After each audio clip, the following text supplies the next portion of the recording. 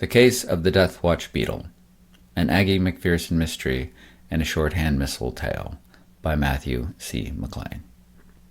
Melissa was pleased they were finally letting you touch menus again. All the QR codes and hands-up technology felt silly to her. If they were so afraid of the disease spreading through contact, why let people eat in restaurants? It didn't make sense. She looked over the menu while waiting for Sarah. Sarah wasn't a perpetually late person, but Melissa was early, and a few moments alone were welcome. It wasn't that she didn't love her life, her husband, children, the university job, but it could be overwhelming at times. A second to sit and stare at the laminated menu was a moment to breathe and casually make a decision without having to compromise with a husband or guide her children. Which is why it was so irritating to be interrupted. From the other side of her menu, a phlegmy voice asked, "Spare any change?" Melissa tilted the menu just enough to see the raggedy man standing behind it, next to her booth, ashen gray skin covered with pockmarks, hair stringy and disheveled. His clothes were no better, looking like they had been hung up on a clothesline and spattered with mud. Melissa held the menu closer to her as a shield, eyes darting past the man to scan the restaurant for signs of help. No server walked the floor, though, leaving Melissa feeling exposed and wondering at the incompetence that allowed the beggar inside. "No, sorry, I only have credit cards," she said, chagrined. She held the menu up towards her mouth as she spoke, trying to keep the breath particles from interacting. "Come on," the man leaned forward, close enough that Melissa could see the burst blood vessels in his eyes. "Nice place like this, you gotta have a few bucks." Even as Melissa shrank from the man, she could feel it emboldening him, her discomfort and fear causing him to swell as if he was one of the ticks that surely scuttled across his body. Let me check." Melissa held the menu higher, hoping to block the beggar's vision as she reached into her purse, searching for her smartphone. But who would she call? What would she say? There's a man here asking for a bit of charity. There's a man in a public place that doesn't belong in the same space as her because he has no money. That she was being interrupted in one of the few moments of her life that she had to be alone? It was, she realized, this last one that truly bothered her. When she returned from the depths of her purse, there was a leer on the man's face that Melissa inferred as his intent, to rob her of this simple moment of comfort, to intimidate her into giving her money, or perhaps just for the pleasure of discomfiting her. "No," she lied, then stopped herself. "I mean, I do have a few dollars, but I'm not going to give them to you." As Melissa uttered these words of truth, she lowered the menu slightly, bringing down the barricade, even as the man's eyes hardened and bore into her. "You've wandered in here and interrupted me while—" As Melissa continued in her explanation, the beggar seemed to enlarge, straightening and swelling as if something was pushing up from his feet, surging from the ground, up his legs, until it threw his head back and then forward, surging into a stream of vomit that splattered into her. She barely had a moment to close her mouth and eyes as the warm, chunky flow covered her face, splattered across all of her, covering her in a dirty film like an oil spill. Finally, if too late, a policeman appeared behind the man and grabbed his arms, forcing his elbows behind his back, slamming his face into the table. His anger collided with Melissa's stupefaction, leaving her speechless as the officer yelled at the vagrant, throttling him in a way that would have shocked Melissa if she hadn't already been astonished beyond words. The policeman uttered apologies to her, saving most of his energy and vocabulary to drag the homeless man away. As the pair receded, Melissa could feel the restaurant staff closing in, preparing comfort and clean wipes. Before they could, though, the vomiter looked her in the eye one last time and said, "Thanks for the change, lady." Melissa could only wonder what he meant. Later, Aggie McPherson wondered at the transformation.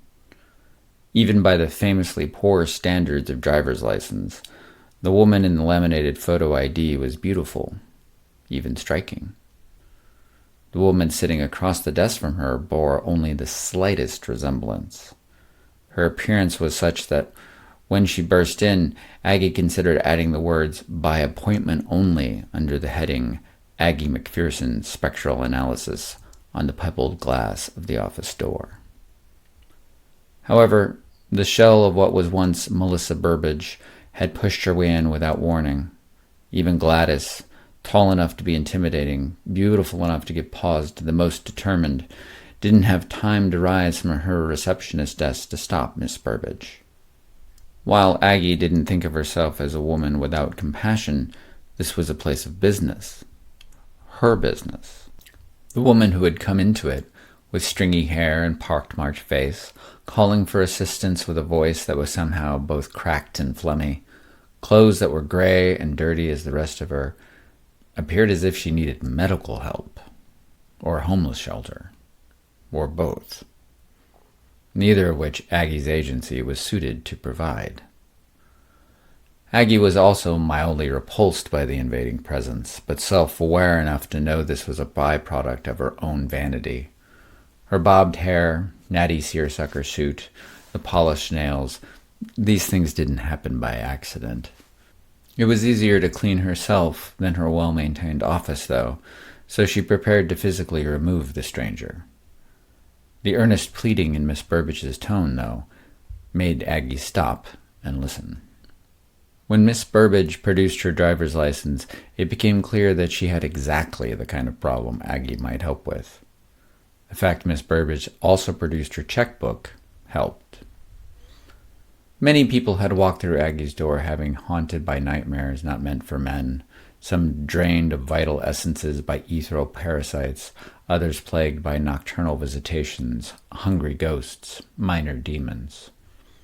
So Mrs. Burbage's tale wasn't unfamiliar to her. Even so, listening to Miss Burbage describe being vomited on by a vagrant caused Aggie's toes to curl. However, it did make it clear to Aggie that this was the beginning of Mrs. Burbage's transformation. "Nothing's working for me." Miss Burbage fruitlessly pushed her stringy hair out of her face. "I've been to every kind of doctor, specialist, dietitian. None of them have found anything wrong with me." Melissa paused, on the edge of tears. Aggie handed her a handkerchief, encouraging her to continue. She tried not to think about the upholstery of the chair Miss Burbage was sitting in. Drying her eyes, Miss Burbage continued in frustration. "Even simple things like bathing and combing my hair don't do any good. I just end up—" Mrs. Burbage waved the handkerchief over the wreckage of herself. "Looking like this." Aggie was familiar with the physical toll lingering disease could bring, and how sometimes tending the things you could helped with the things you couldn't. A bit of makeup to bring out the features in a pallid face, shaving off hair when it started to come out in clumps, a blanket to hide withered legs. To be robbed of that simple comfort struck Aggie as cruel. Instead of focusing on what others might think of as an impossible transformation, though, Aggie asked, "How are you feeling?" "Terrible. I'm exhausted all the time. I can't do my job or look after my family without feeling like I need a 1,000-year nap. I could barely find my way here." She wouldn't be the first person to have a hard time finding her way to Aggie McPherson's office, but that was a different story. She had found her way here, though, which might be the best indication that Aggie could help her. She'd need more, though, so asked, What is it that you do?" "I'm the Dean of Medicine at Dunhill University." While Aggie could see a connection between medicine and disease, she didn't see an immediate connection there, so asked, "And your family? Everyone doing okay? Any sudden tragedies or problems?"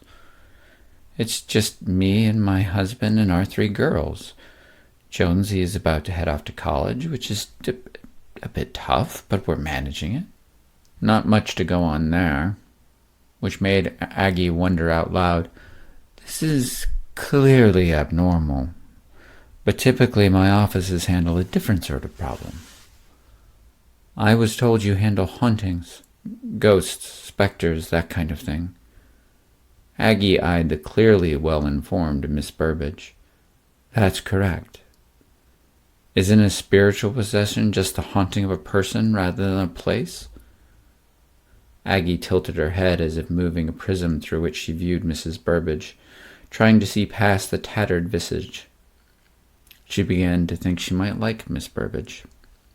I suppose that argument could be made, but possessions tend to have a more diabolic component, and I'm not sure that's what we're dealing with here.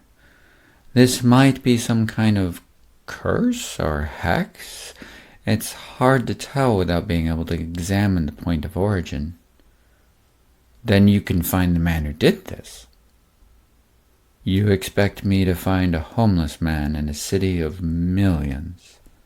Miss Burbage looked at Aggie with undisguised hope, tempered by the clear, high expectations of one professional to another. I was told you're very good.